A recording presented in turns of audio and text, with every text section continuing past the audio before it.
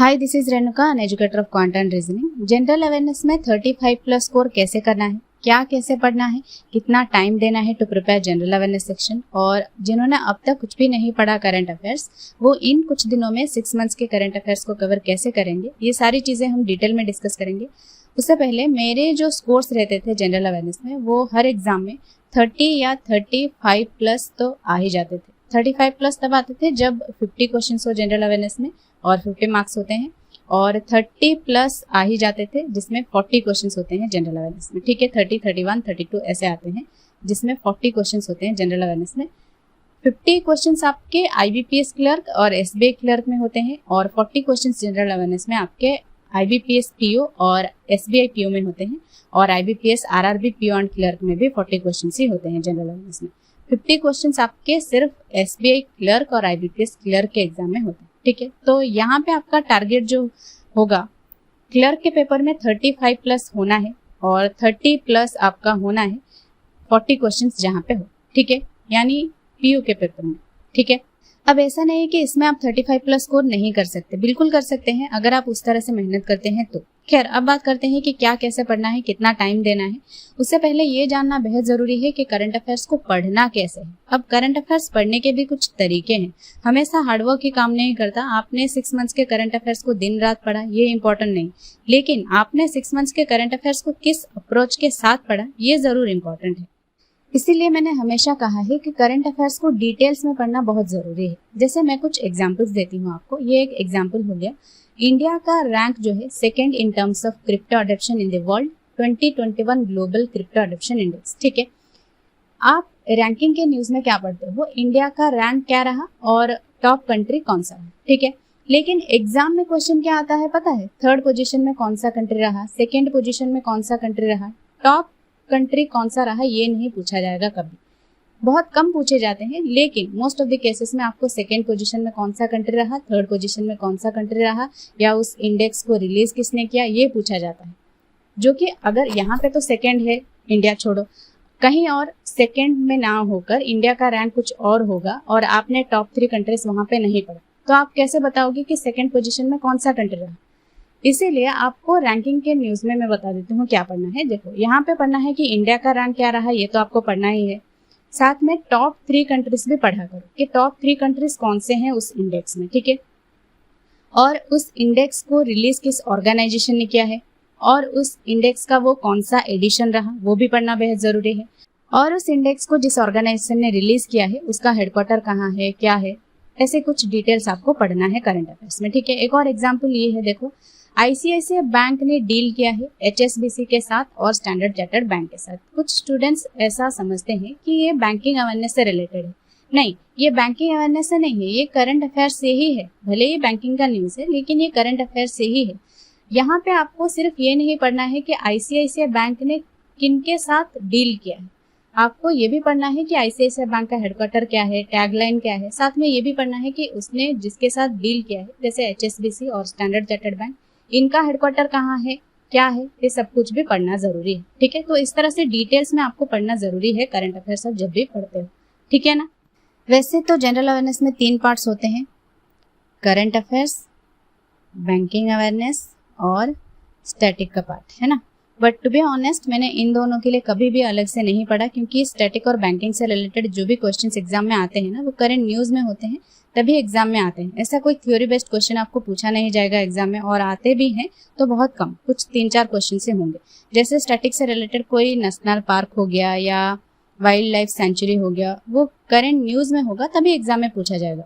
अभी जैसे मैंने बैंकिंग का न्यूज़ आपको दिखाया, वो करंट अफेयर से ही है ना। तो इन दोनों के लिए अलग से पढ़ने की ज़रूरत है नहीं आपको, वो करंट न्यूज़ में होगा तभी एग्जाम में आएगा। तो ज़्यादा करंट अफेयर्स से ही क्वेश्चन आते हैं। ठीक है, तो इनके लिए अलग से फिक्र करने की या पढ़ने की ज़रूरत है नहीं आपको। लेकिन अगर बैंकिंग अवेयरनेस के लिए आपके पास कोई PDF या नोट्स है तो आप बैंकिंग अवेयरनेस पढ़ सकते हो, लेकिन स्टैटिक से आपको अलग से पढ़ने की ज़रूरत है नहीं। ठीक है, तो आपका ज़्यादा फोकस किस चीज़ पे होना चाहिए, करंट अफेयर्स। ठीक है, मैंने हमेशा कहा है कि आपको करंट अफेयर्स पढ़ना है तो 2 या 2 से ज़्यादा सोर्सेस होने चाहिए। ठीक है, पहला काम आपको क्या करना है, डिटेल करंट अफेयर्स पढ़ना है, जहाँ पे आपको 15 या 20 डेली के करंट अफेयर्स मिलते हो। वहाँ से पढ़ा करो, चाहे वो एक वेबसाइट क्यों ना हो या एक वीडियो क्यों ना हो। वीडियो सोल्यूशन अगर किसी टीचर का अगर वीडियो एक्सप्लेनेशन आपको अच्छा लग रहा है तो वहाँ से भी आप देख सकते हो, ठीक है। लेकिन ये याद रखना कि वीडियो का ड्यूरेशन ज़्यादा ना हो, क्योंकि अगर आप 1 घंटा या 2 घंटा दोगे किसी वीडियो को ही सिर्फ डेली बेसिस पे, तो बाकी की चीज़ें आप कब करोगे। इसलिए वीडियो का ड्यूरेशन आधे घंटे से ज़्यादा ना हो, इस चीज़ का ध्यान रखना, ठीक है। तो ये एक चीज़ आपको करनी है, पहली चीज़ कि डिटेल में आपको करंट अफेयर्स उस दिन का पढ़ना है, ठीक है। उसके बाद आपको MCQ लगाना है और ऐसे सोर्सेज से लगाना है जहाँ पे आपको दिन में 20 क्वेश्चन तो एटलीस्ट मिलते ही, ठीक है। आप एक काम कर सकते हो, ये डिटेल करंट अफेयर्स को आप सुबह पढ़ सकते हो और MCQs आप शाम को लगा सकते हो। इससे आपका क्या होगा, आपने जो सुबह पढ़ा शाम को आपने टेस्ट ले लिया खुद का कि आपको कितना याद है ना। ये काम तो आपको डेली करना है, ठीक है। उसके बाद वीकेंड में संडे को आपको क्या करना है, 6 दिन आपने जो MCQ लगाया है ना, ये डिटेल वाली नहीं पढ़नी है, वीडियो भी नहीं देखना है, बस आपने जो MCQ लगाया है ना 6 दिन, उसको वापस से रिवाइज करना है, ठीक है। वीकली करंट अफेयर्स इसी को रिवाइज करना है आपको जो आपने पढ़ा है, ना कि डिटेल में पढ़ना है, ना ही वीडियो देखना है वापस से, बस MCQ लगाना है।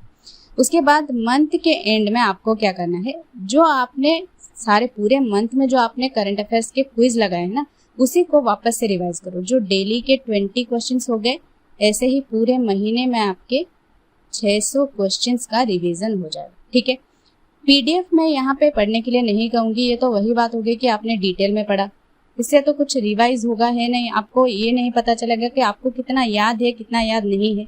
इसीलिए मैं हमेशा कहती हूँ कि MCQs लगाया करो, जितना MCQs लगाओगे ना उतना आपको पता चलेगा कि आपको कितना याद है, इसीलिए MCQs लगाया करो, ठीक है। जो डेली के आपने पढ़ा है मंथ के एंड में उसके MCQs लगाया करो, ठीक है। इसके लिए तो आपको डेली 1 आवर चाहिए, यहाँ पे आधा घंटा, यहाँ पे आधा घंटा, ठीक है।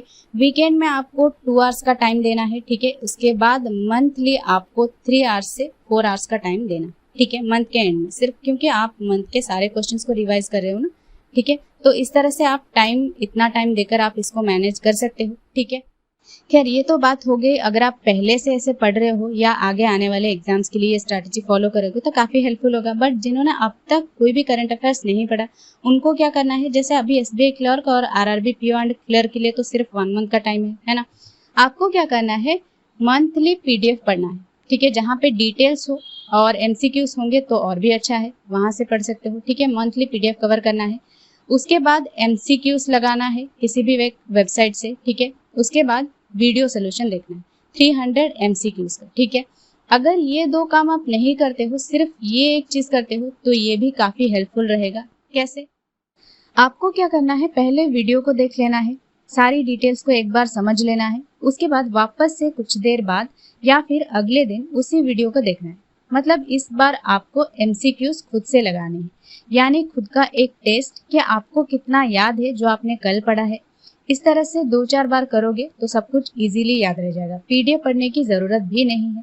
मैं PDF से ज़्यादा MCQs इसलिए रेकमेंड करती हूँ क्योंकि PDF में सारी चीज़ें आपको रटनी पड़ती है, जबकि आप क्विज लगाते हो तो एक इंटरेस्टिंग पार्ट होता है, लाइक एग्जाम की तरह, आपको कितने क्वेश्चंस आते हैं कितने नहीं, है ना। और 2-3 बार पढ़ने से ज़्यादा कोई चीज़ अगर आप 2-3 बार सुन लेते हो तो वो हमेशा के लिए याद रहता है। और यहाँ पे भी आपको एक चीज़ का ध्यान रखना है, कम ड्यूरेशन वाली वीडियोस ही देखना है, क्योंकि अभी आपको 6 मंथ्स के करंट अफेयर्स भी कवर करना है। अभी इतना टाइम नहीं है कि ज़्यादा ड्यूरेशन वाली वीडियोस देख के करंट अफेयर्स कवर करोगे। अब कवर कैसे करोगे, 1 मंथ के करंट अफेयर्स को आपको 2 डेज या 3 डेज का टाइम लेके फिनिश करो, जैसे जो तरीका अभी मैंने आपको बताया। इस तरह से 6 मंथ्स के करंट अफेयर्स के लिए आपको 12 to 18 डेज का टाइम लगेगा। तब भी आपके पास और टाइम बचेगा जिसमें आप रिवाइज कर सकते हो जो आपने पढ़ा है। अलग से पढ़ने की मत कोशिश करना, लाइक इंटरनेशनल ऑर्गेनाइजेशन के हेडक्वार्टर अलग से, बैंक के हेडक्वार्टर अलग से, कंट्री कैपिटल करेंसी अलग से, ऐसे पढ़ोगे तो कवर नहीं होगा। PDF से पढ़ोगे तो बर्डन की तरह लगेगा कि अभी भी बहुत कुछ बाकी है पढ़ने के लिए। इसीलिए ये एक चीज़ कर सकते हो कि वीडियो देख लो, डिटेल समझ लो, फिर MCQs लगा लो। इतने से ही 30+ क्वेश्चंस कवर हो जाएंगे इजीली एग्जाम में, ठीक है। तो ये एक चीज़ आप कर लो, ठीक है। तो ये थी complete strategy to score 35+ in general awareness. I hope this session was helpful to you all. Now it's time to wind up the session. That's it for today. Bye bye. Take care.